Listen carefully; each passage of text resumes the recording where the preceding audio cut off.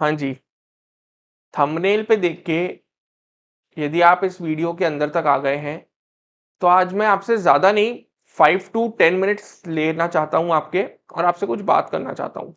ये वीडियो उन सारे पेरेंट्स के लिए, मम्मी-पापा के लिए है जिनके बच्चों का आज सीए का रिजल्ट आया है, या उन सारे बच्चों के लिए है जिनका सीए का रिजल्ट आया है। अंकल आंटी प्रणाम। मेरी बात आज डायरेक्ट मैं आपसे करना चाहता हूँ। मैं चाहता हूँ आपका बच्चा भी ये वीडियो देखे, पर इसमें सारी बातें आपसे होंगी। एक आखिरी का डिस्कशन रहेगा जो आपके बच्चों के साथ भी रहेगा। सबसे पहले मैं आपको बताना चाहता हूं कि 3 नवंबर मतलब आज सुबह 11 बजे सीए का रिजल्ट आ गया है, फाउंडेशन, इंटरमीडिएट, फाइनल तीनों लेवल का।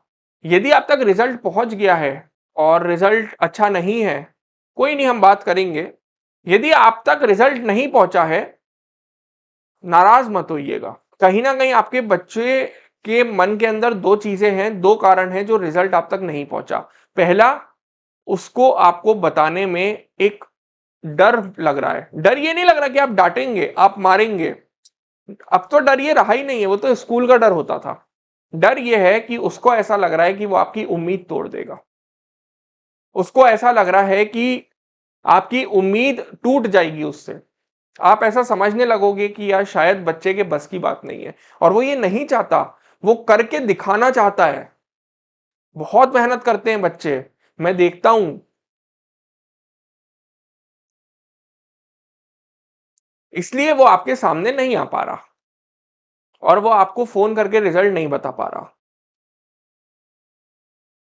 यदि ऐसा हुआ है तो आप उसको कॉल कर लीजिए, आप उसको डांट दीजिए, आप उसको रिजल्ट पूछ लीजिए। और आप उस पर ये नाराज मत होइएगा कि कोई तीसरा यूट्यूब पे आके हमें बता रहा है कि रिजल्ट आ गया। मैं कोई नहीं होता, मैं मानता हूं। आपने तो उसकी परवरिश करी है, आपने उसको बड़ा किया है, तो बिल्कुल आपको आंसर मिलना चाहिए। बस उसका ये जो डर है ना कि माँ बाप मेरे से उम्मीद ना खो दे, उसके वजह से वो नहीं बता पाया। मैं जानता हूं अंकल आंटी, आप में से कुछ लोगों के मन में होगा कि बेटा हम हमारे बच्चे को जानते हैं, वो स्कूल में भी शैतानी करता था, वो फेल होता था मैथ्स में, साइंस में। जिस दिन सीए लेने जा रहा था हमने बोला था मत कर, टफ है, फिर भी गया। अब नहीं करता वो शैतानी। अब नहीं है वो बच्चा जो मस्ती किया करता था, जो फेल हुआ करता था। और फेल क्यों होता था? क्योंकि पढ़ता नहीं था इंटेलिजेंट। फेल होता था क्योंकि पढ़ता नहीं था। अब वो वैसा नहीं है, अब वो बदल गया है। अब वो यदि सीए में आया है ना, यदि वो सीए कर रहा है ना, उसको पता है वो कौन सी भीड़ का हिस्सा है, वो कितने लोगों के बीच में खड़ा है, उसको कितने लोगों के साथ कॉम्पीट करना है। आपको बस उसको सपोर्ट देना है आज, और कुछ नहीं देना। आपको, आपसे एक रिक्वेस्ट चाहता हूं मैं कोई नहीं होता बोलने वाला, आप उसके भगवान हैं, फिर भी आज कुछ मत समझाइएगा। जितनी बातें समझाने की हो, डांटने की हो, सब कल। क्योंकि जब हम 3 महीने पढ़ते हैं, 15-20 दिन लग के पेपर देते हैं, फिर 2 महीने वेट करते हैं रिजल्ट का, ये सोचते हैं कि पास होंगे, और जब फेल होते हैं, पता है उस दिन क्या लगता है? उस दिन ऐसा लगता है छोड़ दें, छोड़ देते हैं सीए वीए, कोई दुकान खोल के बैठ जाते हैं, कुछ और कर लेते हैं। कहां इतनी मेहनत कर रहे हैं? जो वर्स्ट नेगेटिव विचार आ सकते हैं ना, वो आते हैं। मैंने ये फीलिंग ली है, इसलिए इस एक्सपीरियंस से बता रहा हूं। और जब किसी बच्चे के इमोशंस बिल्कुल हाई या बिल्कुल लो हो ना, तब आप उसको जो समझाएंगे वो उल्टा जाएगा। नेक्स्ट डिस्कशन जो मैं आपसे करना चाहता हूं, हो सकता है आपका कोई रिलेटिव हो जिनका बच्चा आज कोई एग्जाम पास कर गया हो। मुझे पता है आप अपने बच्चे के लिए बहुत अंडरस्टैंडेबल हैं, आप उसको बहुत समझते हैं, आपका उसको 100% समर्थन है, आप उसके ब्लाइंड फॉलोअर हैं। हर पेरेंट्स अपने बच्चे के होते हैं। पर ऐसे समय जब होता है ना, तो बच्चा एक फोमो में चला जाता है कि यार वो निकल गया, मैं नहीं निकल पाया, यार मुझसे ही नहीं हो रहा है। आपको पता है अपने बच्चे को क्या समझाना है कि बेटा लाइफ बहुत बड़ी है, आज तू 20 ईयर्स का है, 25 ईयर्स का है, 30 ईयर्स का है, अभी तेरे 50 साल 60 साल जीवन के बचे हैं, पता नहीं तू क्या क्या अचीवमेंट्स लाएगा। एज अ पेरेंट्स आप लोग तो अंकल आंटी मुझसे भी बड़े हैं, आप लोगों को ये पता है लाइफ कितनी बड़ी है। लाइफ में हर फेज आता है, लाइफ में स्ट्रगल भी होता है, लाइफ में हैप्पीनेस भी होती है, लाइफ में सैडनेस भी होती है, लाइफ ऐसी ही जाती है सबकी। और जितनी जल्दी ये सैडनेस वाला पार्ट निकल जाएगा उतनी जल्दी हैप्पीनेस वाला पार्ट और उतना आगे हमारा हैप्पीनेस वाला पार्ट रहेगा। आज वो पास हो गया, बहुत अच्छी बात है, वो भी किसी का बच्चा है, बट हमारा काम है, आपका काम है कि आप बस उसको इतना कंफर्ट दें कि बेटा अभी तेरी एज क्या है, अभी तू देख तो आगे कितना टाइम है, आगे तेरे पास 40 ईयर्स हैं, तू अगले 5 साल में भी सीए बना तो तेरे पास 35 ईयर्स हैं। तू प्रैक्टिस करेगा, प्रैक्टिस जमाएगा, प्रैक्टिस करेगा, पैसा कमाएगा, अचीवमेंट्स सिक्योर करेगा, तो तेरी लाइफ कितनी बढ़िया निकलेगी। बट यदि तू आज डिप्रेस हो गया और डिप्रेस होके तूने सीए छोड़ दिया तो आगे 35 ईयर्स के लिए आखिरी दम तक तेरे दिमाग में सिर्फ ये रहेगा कि यार मैं सीए नहीं कर पाया था, पता है लाइफ में सब कुछ कर लिया, सब कुछ हो गया, सीए नहीं कर पाया। इच्छा नहीं है आगे करने की तो छोड़ देना, पर यह सोच के मत छोड़ना कि सीए नहीं हुआ।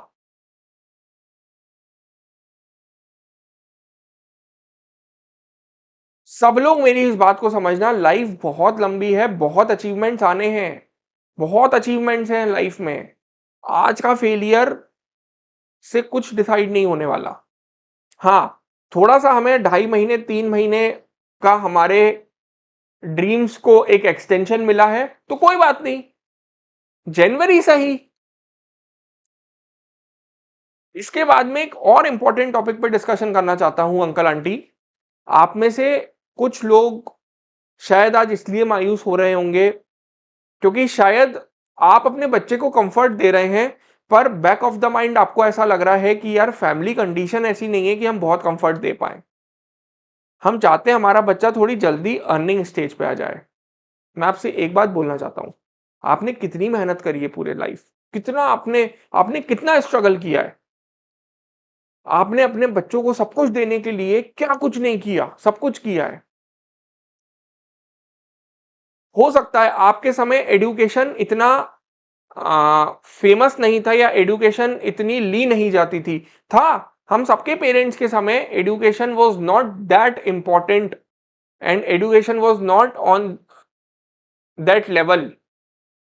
बट आज के समय की मांग हो गई है, आज की इंपॉर्टेंट चीजों में से एक हो गई है एजुकेशन।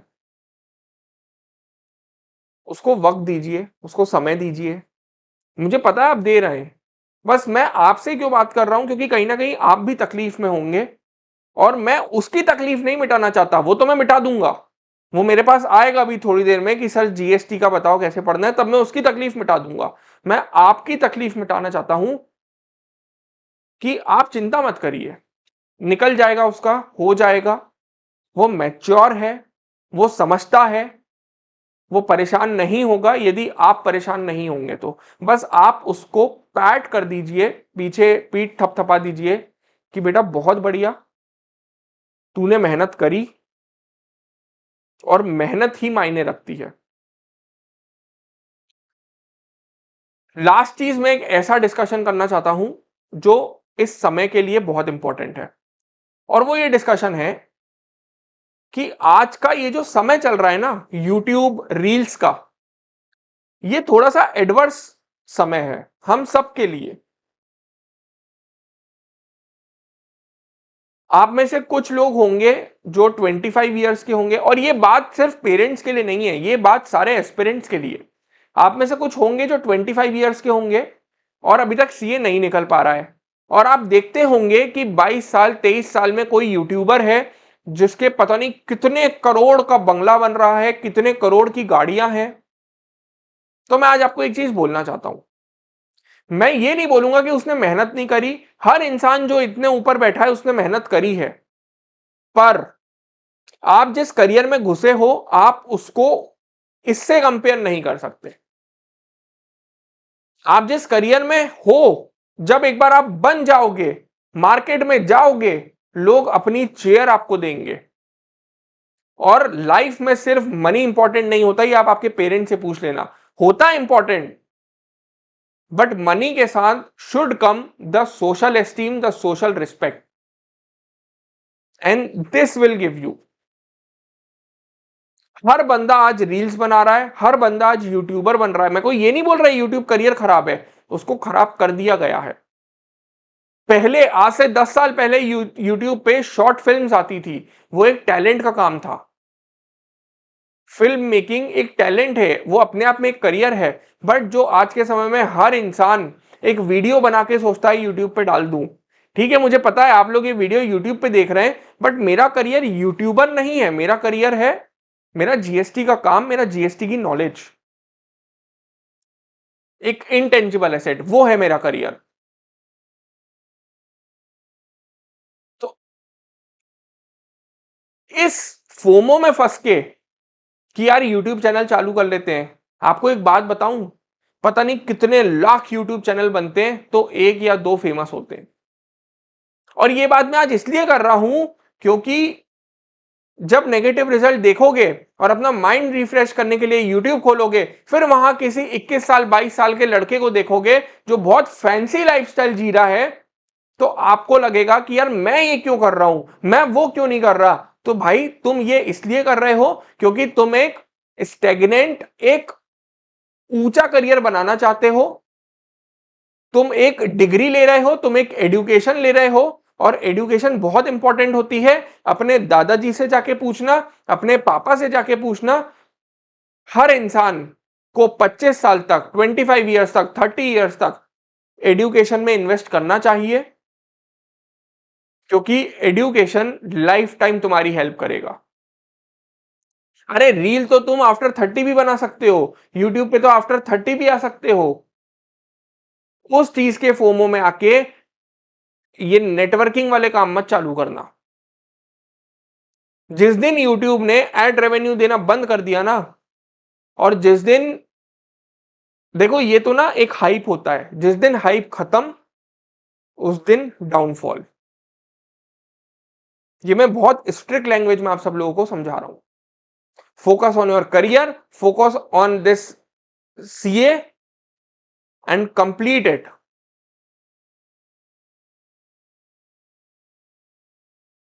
इसी के साथ मैं अपनी बातों को विराम देता हूं। अंकल आंटी, आई होप आप लोग समझ गए होंगे कि मेरा क्या इंटेंशन था, मैं क्यों आप लोगों से बात करने आया था। आई होप आपका जैसे आपके बच्चों पे आशीर्वाद है वैसे मुझ पे भी रहेगा। And thank you so much.